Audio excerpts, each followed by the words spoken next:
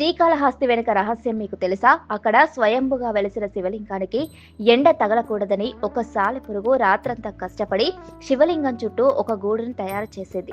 అయితే ఒక నాగుపాము తెల్లవారుజామున అక్కడికి వచ్చి సాలెపురుగు కష్టపడి నిర్మించిన గూడు మొత్తం తుడిచివేసి తన నాగమణులను శివలింగం దగ్గర ఉంచి శివలింగాన్ని పూజించి వెళ్లిపోయేది. మరికొంతసేపటికి ఒక ఏనుగు అక్కడికి వచ్చి తన తొండంతో నీళ్లు తెచ్చి శివలింగాన్ని శుభ్రం చేసి రకరకాల పుష్పాలతో శివలింగాన్ని పూజించేది. ఇలా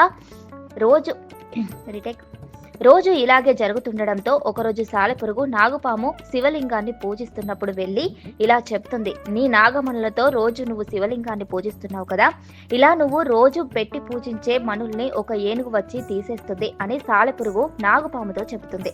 ఇది జరిగిన కొంతసేపటికే ఆ ఏనుగు వచ్చి శివలింగం వద్దున్న నాగమణుల్ని తీసేయడంతో ఆ నాగుపాము ఎంతో కోపంతో ఏనుగు తొండంలోకి వెళ్ళిపోతుంది. దానివల్ల ఏనుగు పక్కనే ఉన్న ఒక బండకి తన తలను కొట్టుకోవడంతో బండ మీద నుండి ఇదంతా చూస్తున్న సాలెపురుగు తొండంలోని పాము అలాగే ఆ ఏనుగు 3 ఒకేసారి చనిపోతాయి.